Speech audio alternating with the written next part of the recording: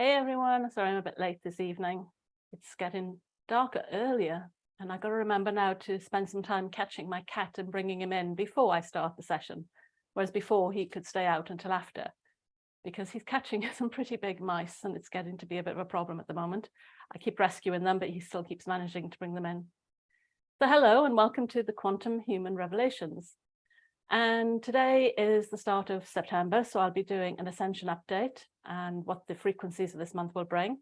Plus, last week I asked the question, does our modern day spiritual practices and the things that are available to us, are they really helping the modern human?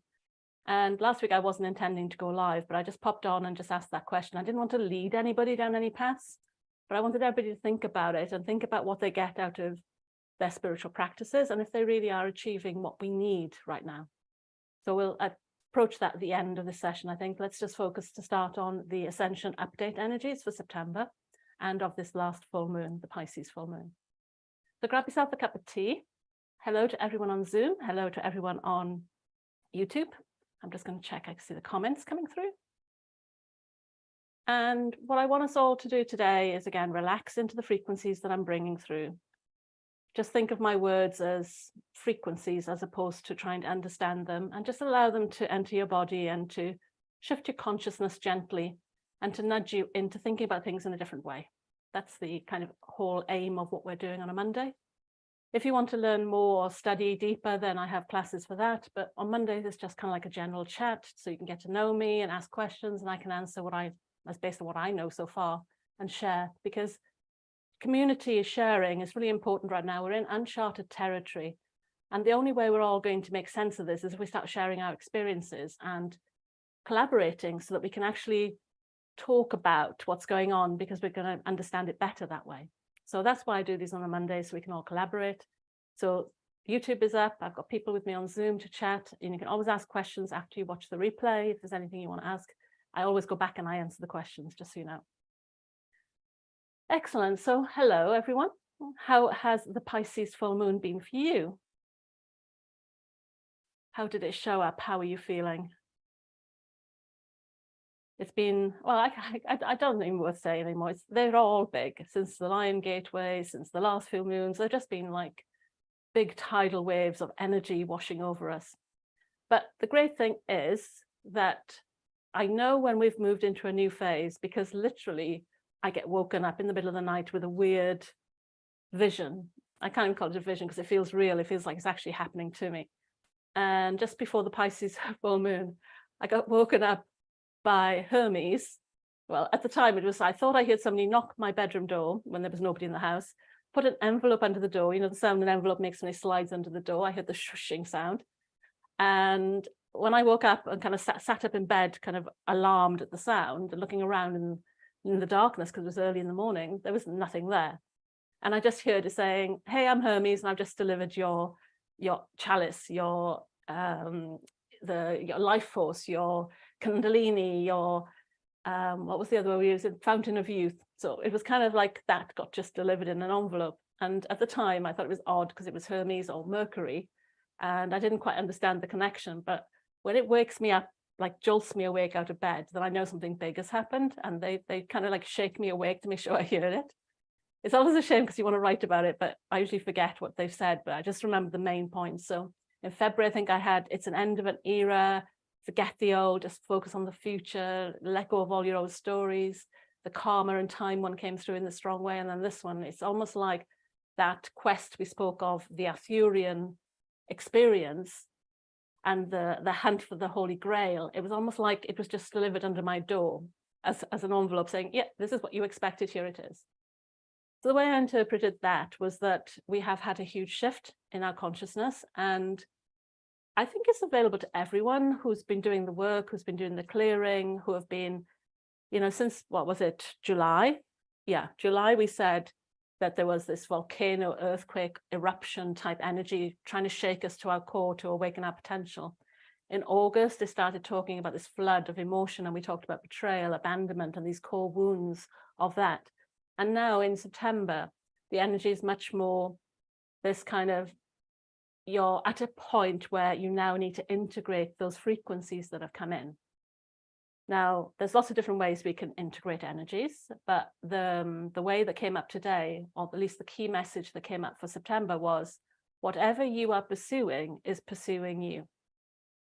And that kind of is a great way to think about rest and taking time out, because our soul talks to us all the time, but sometimes we need to rest in order to hear it. We need to be asleep, or at least the ego mind needs to be asleep to listen to the soul.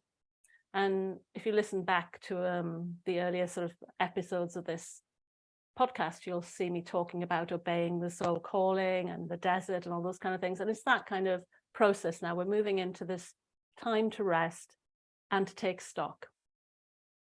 Now, because I do soul vision work, I'm interested in the quantum human, who is going to be this perfect blend of 3D action, rational decision making with 5D skills, this balance of soul and personality, and this ability to understand the higher consciousness, but also like the logic of humanness and the way to manage resources to get things done. Because all of my readings are based off of that, it's important to understand that when it said this, it's not about taking baths or detoxing or sleeping or reading a nice book. This is related to our soul's great vision.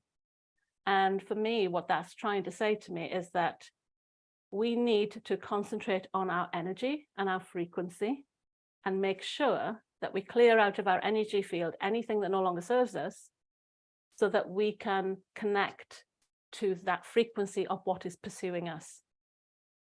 Does that make sense?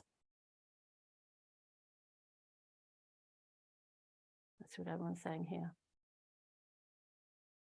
Hello, everyone on Zoom saying hello. They've been tired, toughish. Jenny saying cool about Hermes delivering my Holy Grail. Swishing out the door. Yeah, it was, like I said, they wake me up and I'm like, I sit in bed so shocked because it's so realistic. Headache from the downloads. Yeah. Going through some trauma again. Yeah, that betrayal energy from last month, I think, is still there for clearing out. So if we haven't cleared it out completely, it's kind of like intensifying it because it needs to be let go of now. I'm not seeing anybody chatting on YouTube at the moment, so I'm just checking that. If there is anyone on YouTube and I haven't answered you, sorry, I'm just trying to see if it's going to show me the chats today. But if you are there, say hello, so at least I know that's working.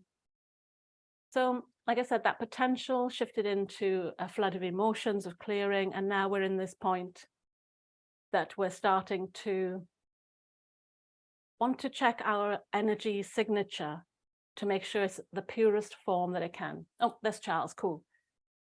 Right, let me try and explain again. So when you rest, it's not about this sleeping, self-care type resting when we're doing energy work.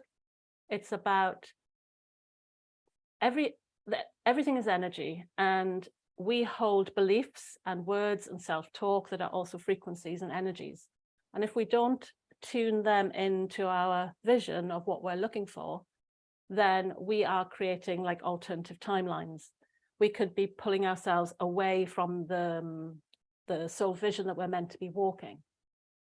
So it's like, imagine if this was a project, then you start off with a goal to say, we're going to go to deliver, I don't know, the Eiffel Tower. We were talking about the Eiffel Tower the other week. We're going to deliver the Eiffel Tower. And at first, maybe it was a tower to actually hold a bridge. But then by stopping and taking stock of where you're at when you sort of start that journey, you can then accept more information and reevaluate where you're at, and then change your frequency to whatever new information you've been given. And September is that kind of month. So they want us to stop. They want us to rest. They want us to know that Isis is available as the divine mother to hug us. And that divine mother's embrace is making us feel safe, because we might have felt betrayed. We might have felt that our plans weren't coming together properly, or that we might have been feeling a bit frustrated with things. So it's kind of like going back into that loving arms of the universe, or of Isis, the divine mother frequency, to be held, to reboost all our energies, to kind of refill ourselves up energetically, so that we can then look around with new eyes at what information has been presented, so we can decide what step to take next on our soul vision, on the quest for our soul vision. So we were talking about King Arthur and the quest for the Holy Grail, because really all our soul visions are about us learning to express our soul. And with Pisces energy particularly, we're starting to, Pisces is kind of like the last step of the soul journey that we've been doing, and it's when the soul goes back up and merges back into source. And when it does that, it brings back all of its earthly awareness that it learned whilst walking the earth. It then remembers itself as being divine, of being the unity, of being all things, of being connected to everything. And then from that place, it connects back to being a world savior, of knowing that it's here to come down to earth, to bring those frequencies to earth and to help channel them for the betterment of humanity and ascension. And in that, when we come back to earth, we often forget some of the stuff, and we come back down and we start getting entangled in human emotions, and we start the journey learning again how to balance the needs of the soul and that of the personality. So Pisces is when we're finally at this kind of review stage. Let's sit, let's look, let's see what worked, what didn't work. But again, on a soul level, we're looking at how we've grown, how gracefully we manage life, how we can reframe all the experiences in our life. So it's that kind of stage, and all of those things change our frequency. So anything that's kind of blocking you or holding you up right now is there now to be looked at. So anything that's been triggering you, even things that are glimmers, like things that light you up that are not normally part of your life. Any lessons that have re-popped back up again, any blocks in your life, all these things now are kind of like food for you to sit and digest in this phase of September, to look into and then readjust ourselves based on that, so that we can mirror what it is we're looking for. Because in any sort of manifesting process, if we can't believe that we can have that thing, if we can't feel like we can have that thing, then we're less likely to have that thing. You know, if you can't see it, you can't have it. It's like, it's a simple cognitive bias, really, because if you think of a blue car one day, then you see them on the road the next day, like suddenly they appear everywhere. But they probably were always there, it's just you weren't tuned into seeing it. And that's the frequency we want to work with, is tuning that frequency in so that we can see the things that are meant for us and let go of the things that are not. Because as humans, we often hang on to things that were not necessary for us. And then that starts altering our vibration and pushing us off in a different direction. Let's see. Yes, got messages coming through on YouTube. So Judy, makes sense to me. Just energy signature being tuned up. Yeah. Good. And I think, I know Judy knows this, but I think to remind other people that we don't have to be doing all the time to change our frequency. We can actually do it through rest. Like I said, that's when the ego goes to sleep. That's when we can then just allow the soul and the higher consciousness and the etheric building of our dreams, so that we then can change our frequency that way before then going back into action. Judy also says, September is always my time to tune in order to withstand the darker winter.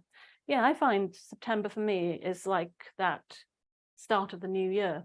I guess, you know, that would make sense, because that's when you start thinking about preparing the land for the spring next year, and all that kind of stuff happens now. We've harvested, now we're preparing.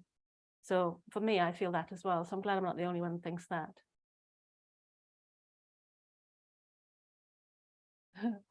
Some hugs going on here, going through some trauma hugs, kind of just checking what's going on in the Zoom. Really? Oh, that's interesting. Marta's just said that in Sardinia, they actually call September the New Year. And that kind of ties into all the time conversations we've been having over the last couple of weeks, because even equinoxes for me now are like, it's like ever since I've gone down this rabbit hole looking at time, it's kind of like blown loads of things out of the water, because even the solstices don't make sense anymore. I know we celebrate them in the northern hemisphere, they're the opposite in the southern hemisphere, but in the middle of the earth, they don't even celebrate them at all. So it kind of like the whole kind of concept of them being special times as such, I think are more related to where we are in time and space as opposed to the actual dates, because of that movement then of the solar system through the galaxy, I guess. Yes, Charles, let the soul do the visioning. Perfect, that's it.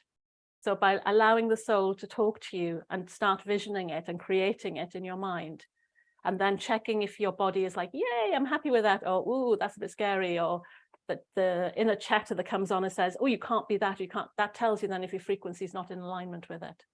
So that's what that is. Cool. September 1st. Yeah. Right. So let me get my notes for the energy reading. Okay. So we've talked about what is seeking you is pursuing. What you are seeking is also pursuing you. Whenever I teach anybody about their soul vision, I say we don't build a soul vision. It's actually already there. We just have to clear out all the rubbish out of the way, the veils and the curtains, so you can actually see it. Because the soul knows, it's, the soul knows. It's only us then in our personality state that we start putting all these blocks up. And if you want to know more about the Pisces full moon, because like I said, it's that coming from the etheric back into the personality, I'll be posting a reel on that later tonight, so you can see what the main lessons are of Pisces, which I think are very fitting for September as well.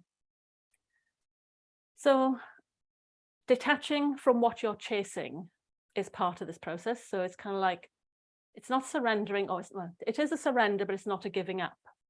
It's surrendering the action and the kind of path that you were taking and backing off a little bit to give it space to reform and to alter. Calling on the divine mother energy, because the feminine mother energy is a nurturing, growing energy that helps build and, will help your dreams build into something that you can then deliver. It's about reassessing your quest, giving time and space to reassess, like a check-in on your project. And that check-in isn't just on the vision that you've been creating, it's also checking in with your soul, because as you mature your communication with your soul, then obviously your soul can say more. But it's like a baby, when you speak to a baby, you're talking baby language. Then as they grow older, you can use more sophisticated language. Learning to speak to your soul is that sort of same journey. So the more you do it, then the more sophisticated the information will become. But also remembering that our soul talks through our heart. So even if we can't hear the soul, like the words and the precision of what it's saying, we can sense it by what our heart is telling us. So like I said, a trigger will make our heart kind of close down and feel scared. A glimmer will make us light up and be excited. So it's that kind of feeling. And this is why we use body testing, because we go forward for the yes and the back for the no. So it's a great way to use the heart energy for that physical reassurance on what we're doing. My soul knows its mother. Cool. So holding on to that frequency, then we have to let go of anything that is not that. So anything that's not in alignment with making us feel good, making us feel like we can conquer the world, any of that stuff now we need to throw out the window. Maybe have a quick assessment. Like I said, Pisces is this life review. Check what's worth keeping, readjust it if it can be readjusted, and throw away what you don't want anymore. And this will allow us to be vibrationally aligned with what we're trying to achieve. So we've been talking about time and the Merkaba. The Merkaba is kind of like the energy body around our physical body that helps us access different dimensions, higher consciousness and time. So it allows, depending on its maturity again, I suppose, is how much we can see into our other timelines, into our past, into our future, into parallel lives. It's how much we've developed that and how safe we feel doing that comes from the Merkaba as well. So it's how kind of our shifting in a different timeline, we have to have that upgraded as well in order to make that move. So we've been talking about that since August as well. And now we're starting to notice this month that it's kind of completing that upgrade for those that are doing the work. And for those that are still new to it, it's okay, you'll have time to catch up and you'll get the sensations just a bit slower, because the soul knows how fast it wants to go. It doesn't want to go too quickly. like this talking to the soul like a baby. Yeah, it's like the language. It's a new language. We have to learn it somehow. So that's cool. So Judy's saying 20-minute sauna a few times a week is very beneficial. It's impossible to think in the heart. Oh, in the heat. Yes. Okay. The end of everybody's sentence is covered with an emoji. I wonder if I can alter that a little bit. It must be because my screen is too small. Yeah, there we are. So I couldn't read the end of every sentence as I've been trying to fill in the gaps. But yeah, it's that anything that can switch off your mind so you don't think, so you can just allow wisdom to come in. So a sauna, that sounds like a great advice from Judy there.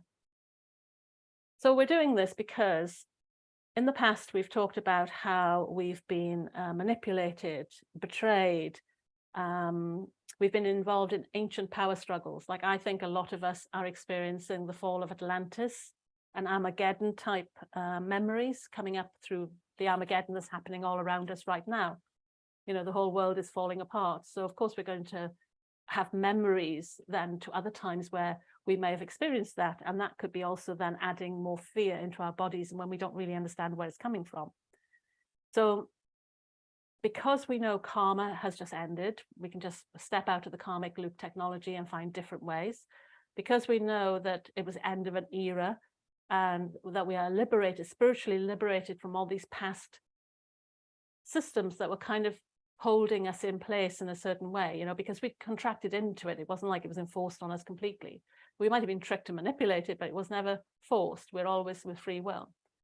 And when we let go of all of that, you know, we take our energy away from it, it naturally dissolves.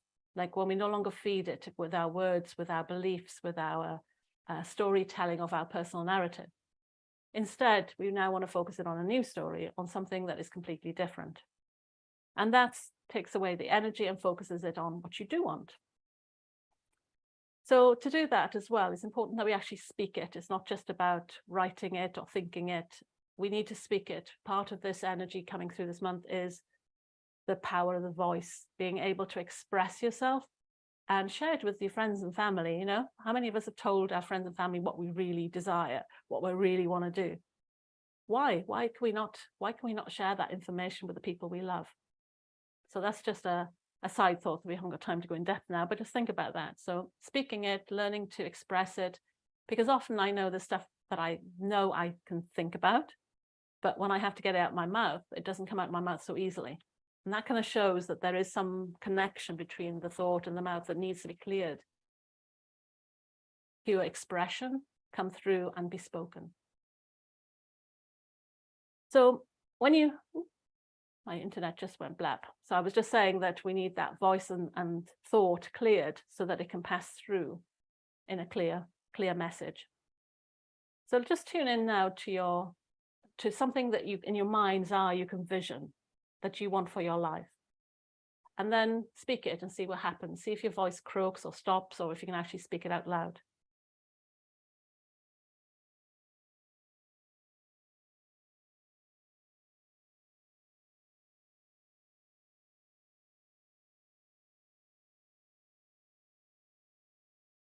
And then let me know how that felt.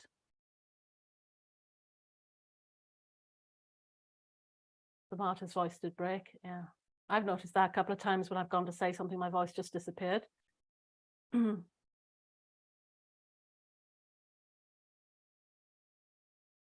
then when you do speak it, listen to the strength of your words and how powerful you say it. And are you like a child saying it because that's the kind of place you're coming from, is that, you know, you're that scared child, frightened to show your light, frightened to show your power? Then notice that. Like, do you feel like your best confident self talking, or do you feel like that slightly withdrawn inner child playing small, thinking if I don't make too big a promise, then I won't fall too far when I don't achieve it? But we want it to be bigger.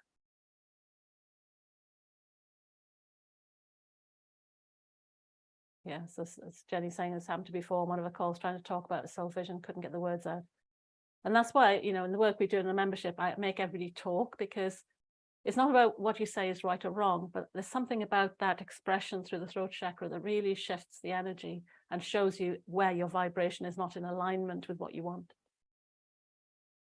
So if you can make it super big, how many of you could like boldly go and stand on stage and say, hey, I'm here to do, and with your big grown-up voice, you know, your powerful goddess voice, as opposed to God or goddess voice, as opposed to that small inner child.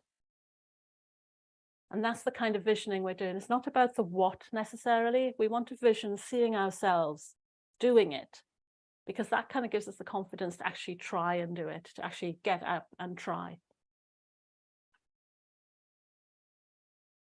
And the more that narrative gets clear and the stronger it gets, it actually inspires you to get up out of bed, to move forward when things get tough, to keep aiming and facing your fears and going there anyway.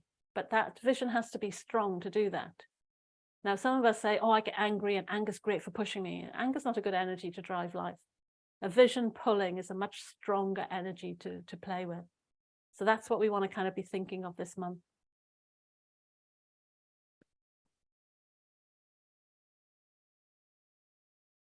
So there's a couple of crystals that came up as helping this month. It was, I have to pronounce this, zoisite, tanzanite, which is a zoisite, and pink granite. And the zoisite and tanzanite were about the transmuting of negative into positive, giving you the confidence in your own ideas, helping you separate your idea from, we were talking about copying recently, helping you separate your real ideas from what you're copying or picking up from other people inadvertently off social media, finding your path, not, oh, that looks interesting, and then 2 weeks later you write about it. It's finding your voice, your truth, your authentic message. Then those are the crystals for that. So zoisite, zoisite, and tanzanite, which is a blue version of that crystal. And the pink granite is very much they used to use it in the pyramids. And I don't know how true this is. Maybe Judy might know this, but I was reading that pink granite was what they used. Like, there's talk of the pyramids being electrical and generators, and that the capstone might have been pink quartz, granite. And inside there was a pink granite room that was supposed to pull down the energies, or at least become like a Wi-Fi for electricity of some form in Egyptian times. So I don't know if you've heard of that, but it's something I've been kind of like playing with, because pink granite keeps coming up, and it's this kind of electrical charging. It holds its charge because of the amount of quartz in it. So it's quite a powerful stone. So it's a good stone to think about, like charging up, especially as we've got the strong Egyptian theme with Isis, the pink granite from the pyramids, and I think what the other thing, and Thoth was coming through this week and connecting us back to our divine intelligence as the god of the moon. So transmuting these negative energies into a positive. So like really understanding that we can choose what energies we want to alter and change, and which ones we want to keep and amplify as they are, and playing with that. It takes practice, and it takes some teachers to help some people to get used to it, but we do all have the ability. We can all do that. So it's not about falling for what other people are saying. It's not about trying to fit into the scarcity consciousness narrative that's being pushed. It's not about thinking what is normal for society. The voice that we're trying to find is the one that is quirky, out of the box, really out there. And that's what we want to leave the space for, is to allow that in. So it's not about like, oh, that sounds a bit crazy, I'm not listening to that. That one sounds normal, I'll accept that. We really want the crazy ones. And it's stepping into that world savior, but knowing that when I say world savior, I'm not talking about being an angel or the martyr or sacrificing yourself. It's the powerful world savior who knows how to manage their own energies first, to fill themselves first, and become the beacons of light for everyone else, which is what we talk about as being quantum humans. So how are we doing? Is everybody still practicing trying to speak their ideas out?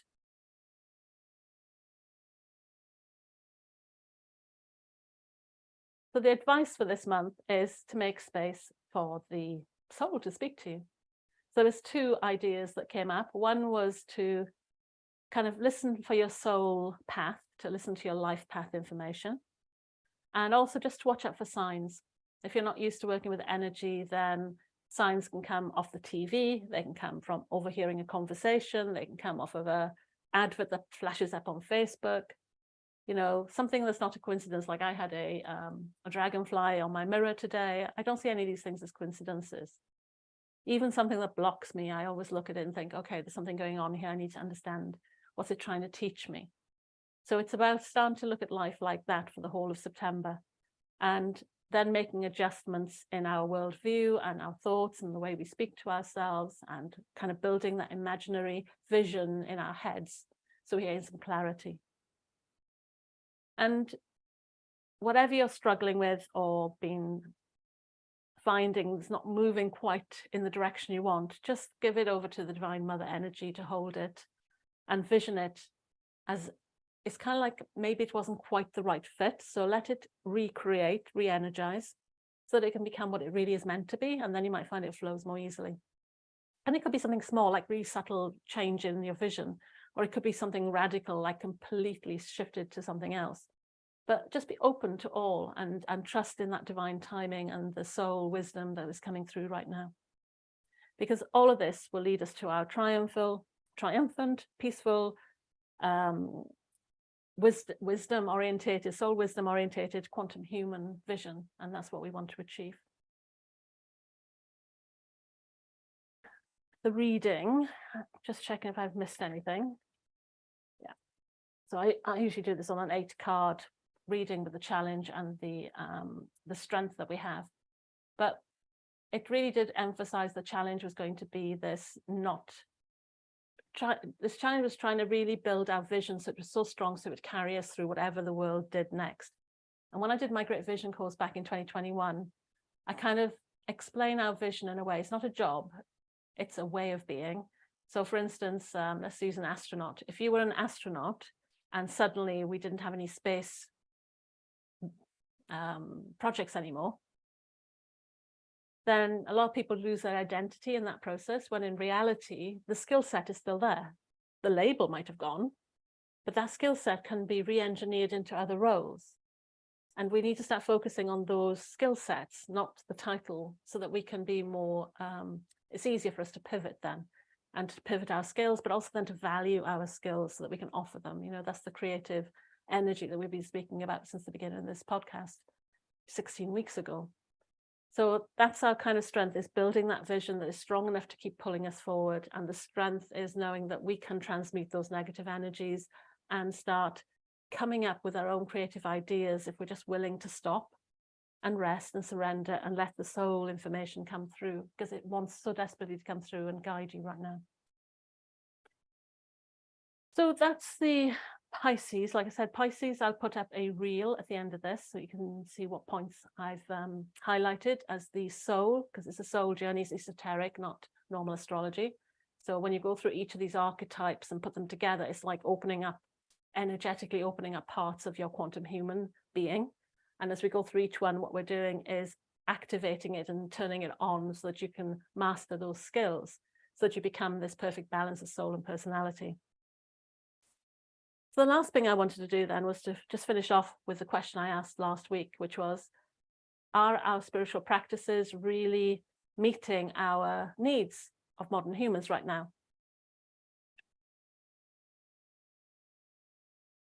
So did anybody have any insights on that since last week?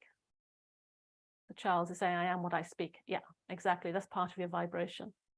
But you're also what you think as well.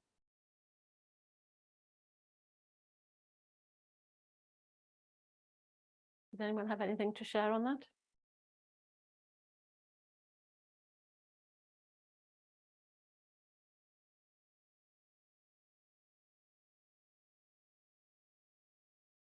Because the main part of the Pisces energy is this, when we go back to source, is the realization that we create the illusion that keeps us asleep. That it's our mind that invented the idea of separation. And that it's our personality that sustains the veil that makes us feel like we're not in control. And it does that through fear. And that's good to know, because it means it's all within ourselves, then our sovereign selves, that we can actually do something different about it all.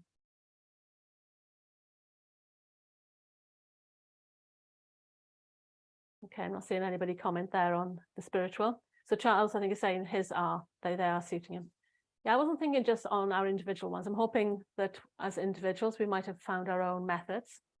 But I was thinking on a more kind of like global kind of thing, because what I was thinking, this is where my thoughts came from, was that looking at the world today, it doesn't feel very stable. And yet I see more spiritual books. It's more acceptable, like, you know, from the years when I started and years before that for other people, some of the stuff wasn't even spoken about. You know, you'd be laughed at, it would be ridiculed. And now it's becoming more mainstream, which technically means we should all be feeling more enlightened, I guess. And yet the amount of copying is arising, and sort of scare, which copying for me is scarcity consciousness. And social media is enabling that. AI is going to enable that. If you remember, I talked about AI and our creative energies back at the beginning of this series.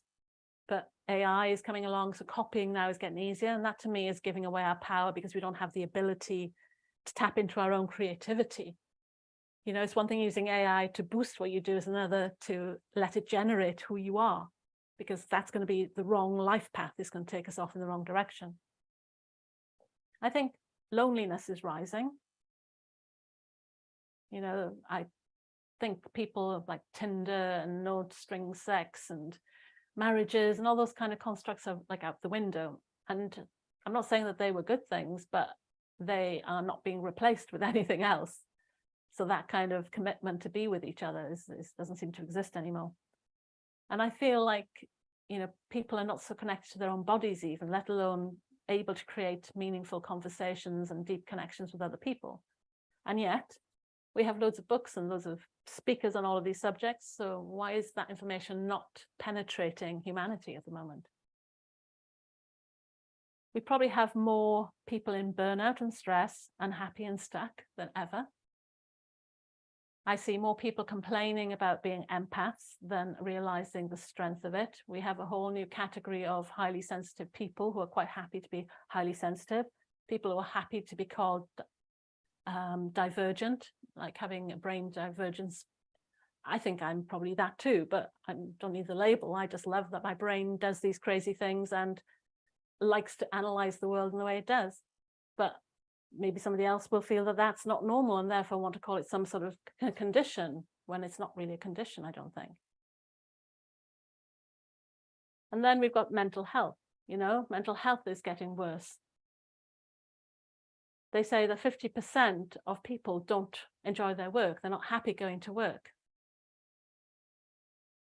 So you have possibly a lack of, like, you know, we learn techniques like reframing or reforging energies, or learning to uplift our energy frequencies.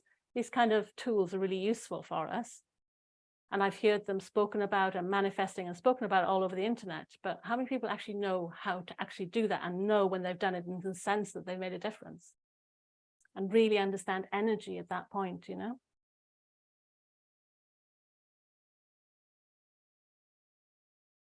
So Marta said, spirituality may be more mainstream, but many are still fearful of who has different ideas. I've seen, yeah, I've noticed that as well. And Charles says, most want to give their power away consciously. Yeah, exactly.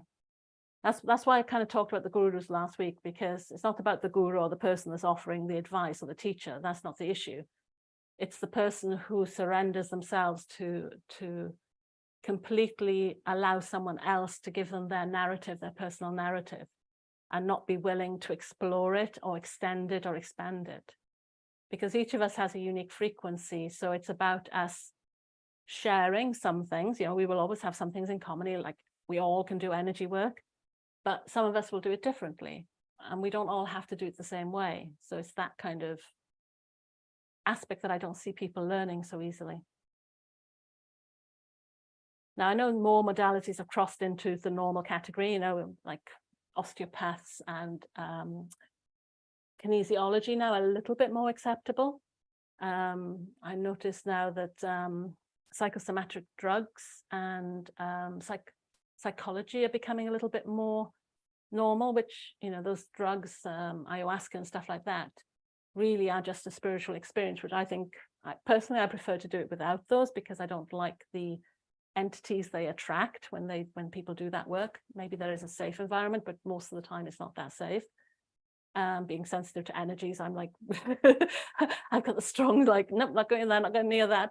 So other people might not mind it so much, but I think it's not as safe as it could be. But it's moving into more mainstream now and saying, well, yeah, okay, because psychologically you can't open up about something or talk about something, then we can use ayahuasca to kind of give you that more spiritual experience, which with practice, but it takes time, we could do it too. But people want this fast, quick, shortcut version of spirituality. And I think that's what we're seeing in the world right now, is we're not seeing that deep understanding and growth. And we're all too busy. You know, we're all busy with our work and running around, that we're not necessarily getting into spaces where we can sit, like September now, you know, it'd be interesting when I come back next week to find out how much time you spent this week sitting and contemplating and attempting to meditate, attempting to connect to your soul, attempting to take a soul journey.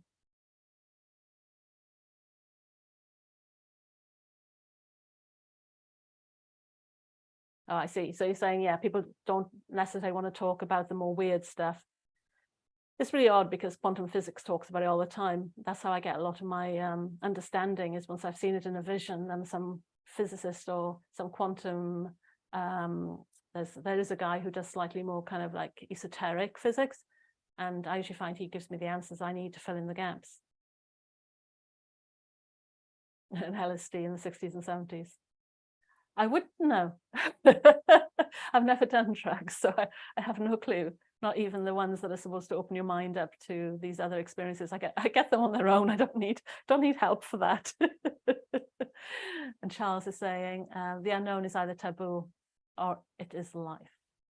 I don't get the last bit, or it is life. But yeah. But, you know, equally, there are more people talking about stuff. So let's just go back to the very simple aspects, like how many people know the difference between their personality and their soul?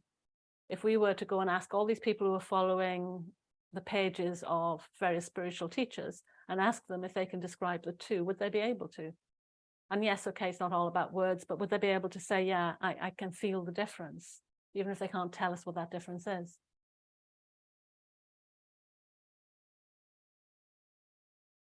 And, you know, even as a dance teacher, I noticed that when I would ask a student to connect to a certain part of their body, even something simple like move your hand, only your hand and not the rest of your arm, the whole arm would end up moving, and they just had none of that none of that kind of awareness of the physical part of their arm to be able to control them, which is what dance is about. It's about learning to isolate your body and move it in your own controlled way to get different shapes out of your body to match the musicality. But then when I was doing spiritual work, I would say to them, so your soul isn't happy in your body. And they go, yes, I know that.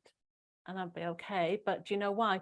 Well, I think it's because, and then I think tells you that they've rationalized it, and they do understand it in their mind, but their bodies are still holding on to the trauma. The energy system is still out of shape, out of frequency.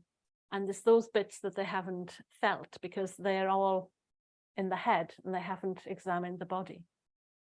So even when people come along and say, yes, I know what my soul vision is, and I hear them explaining it, I can feel the lack of power behind it. I can feel the lack of conviction, maybe, or even belief. It's almost like it's a story that was given to them to repeat. They don't really understand the words and they're just saying it automatically. And then after the work I do with them, then we start getting, oh yeah, I did that as a child, or yes, and then you can hear the feelings coming through where they really connect to it and feel it. And it's a completely different experience. So that's why I was kind of asking this question, and maybe we can carry this on next week and see what people think, give you a bit longer to think about it. Marta's only up going, I don't know anything about LSD either. I think that's what they did. We'll ask you about that later when we come to our spiritual think tank. Hang on, if you're underneath, let me see if I can get you out of the. Charles has put a comment up, but it's gone underneath the love heart again. Let's see, there we go. Charles says, people are comfortable with the dream. Do people really want to feel alive? Exactly. And that's why I'm asking if our current spirituality is really fixing the issue, or is it allowing people to bypass more than ever? It's like, oh yes, I do this person's meditation, or I do this, therefore I must be spiritual. But in reality, then they're not really alive enough to feel it because emotions hurt. And I've always said to people that come to me, and like, it's usually in a dating setup when someone says, I really fancy this person, should I ask them out? Now, I don't do relationship type coaching, but I have an answer for that one. And it's kind of like, there's two answers to that. If the fantasy of being with that person fuels your life and keeps you going, then I'd say no, because the fantasy is probably going to be more useful than reality. Because one, they could say no, and then the whole fantasy is gone. Or two, they might not be the person you thought they were, and again, the whole fantasy is gone. But if that fantasy gets you up out of bed and keeps you going, then great.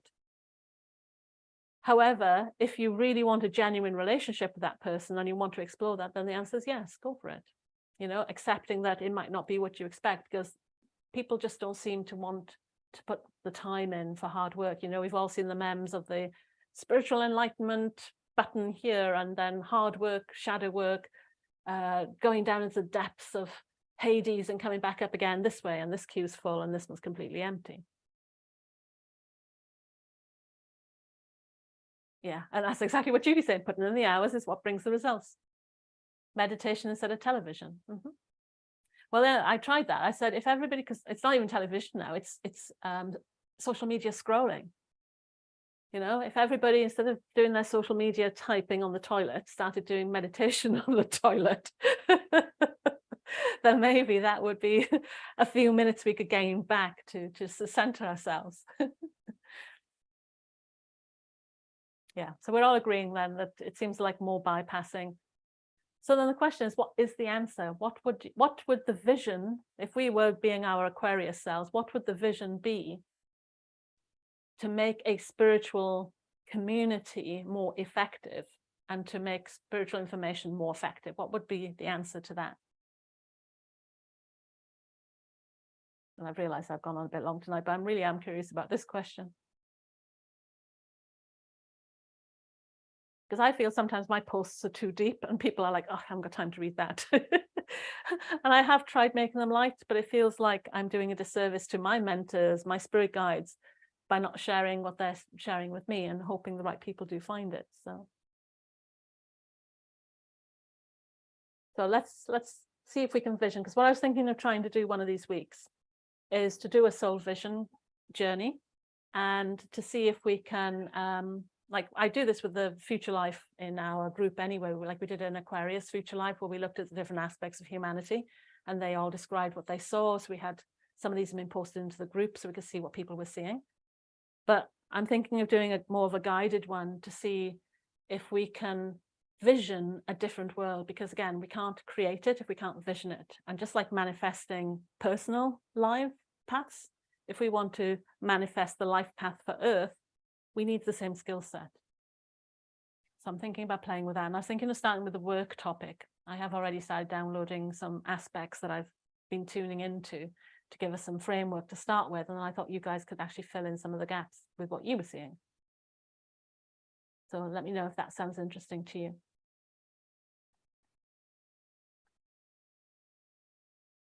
Thanks, Jenny. Sounds exciting.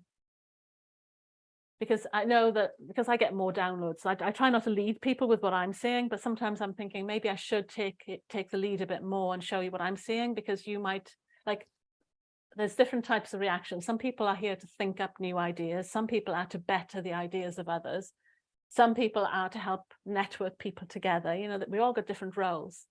So if I take the lead and describe what I'm seeing, and then I pause after each section and you guys then fill out what you're getting, that might be an interesting. Might have to do it on Zoom though, as opposed to on YouTube Live. But I guess if you're on Zoom with me, we can always channel it out to Zoom, to YouTube Live at the same time, I guess. I just might not be able to watch everywhere at the same time and keep the connection at the same time. So hopefully that was a bit long today, but hopefully that's interesting. So you can see what energies are coming in. It's rest. Give you time, give yourself space to realign your vibration, to mentally build that soul image and the vision of what you're here to do. Listen for the signs, listen for the downloads. And, you know, because I'm here to help people find their visions, then obviously I'm looking at this from a larger perspective. And it's like, well, what could we do? What could we imagine spirituality or work to be like in the future that we can start visioning now and see if we can actually energize it into reality? So thank you all for listening. If you are interested in working with me, then do get in touch. As I say, I do soul vision work, but for me, the soul vision is almost like the foundation of life. Once your soul vision's in place, it's almost like you know what relationships to get involved in, what business, what career, all those other things kind of fall off the back of that core. And part of the first step that I take in helping people starting to connect to their soul is the soul journey through the astrological signs, where we start learning the difference between what the soul wants and the personality and the battle between the two. And that will be starting again. So we're doing Pisces at the moment, that's tomorrow. And then we start the cycle again. So we go through all 12 again. And it's like each iteration, we get that deeper and deeper understanding of ourselves. And it's each one's a meditation. So you're starting to learn how to connect to other aspects of yourselves. We take soul journeys. I take you on experiences to feel different vibrations and different energy signatures. So you can start building up your abilities to sense energy yourself. So that's a monthly workshop that I do. And it's also part of my membership, where I also add a few extra bits to support that. So you get a questionnaire, you get the question, because there's a bit of a, every time I ask a load of questions so that you can then think about them yourself to get that energy into you. So rather than me pushing information at you, you being involved in asking questions and talking to others helps integrate it more into your body better. So these are all the techniques I'm trying to do to try and fix the bypassing issues that I've been seeing in spirituality. So Charles is saying, create an oasis and those who need it will find it. Yeah, well, we keep hoping, but it doesn't seem like social media likes me very much. I know, it's the start of a new cycle again. I couldn't believe it either. Are the two naturally opposed to each other in karma? Not sure what that one means. Is that incarnation, maybe that last word? Yeah, the soul and the personality do end up getting a bit of a battle between them, because I think I said earlier that the personality ends up falling into the trickery of fear, and it starts trying to keep you safe from stuff, which then kind of keeps you away from the soul, which is trying to make you go bigger. It's that argument that we saw in August, was it? Where we talked about the serious energy pushing us and mass consciousness fear coming through at the same time. It's that balancing. And it's that kind of like having that inner critic on one shoulder and then this confident part of you on the other, and it's balancing those things out. And you'll be amazed at how many ways it shows up and how it shows up. It's quite tricky because you think you've got it sorted and then you say, oh, but over there in this part of my life, I do it this way, and you realize it cancels out what you've been doing on this side. So it's quite a tangle of timelines and connections that we look at. So thank you guys for being with me. Sorry, I didn't expect it to go on that long, but I did want to get through everything tonight. And my cat didn't bring me a mouse, which is good, but he is by the door waiting to come in. So I'm going to say good night now. And thank you for spending your time with me. And I'll see you next Monday. And I'll give you any updates that I've had since the energy reading I'm just doing now. But otherwise, we're going to carry on with the conversation about the spirituality. And so let's see if I might need more than half an hour if I was going to do one of those. So I might have to give you all advance warning if I'm going to take longer, so you can join me. Thank you, guys. Good night, and thanks for being here. I'm going to join those on Zoom now. Bye.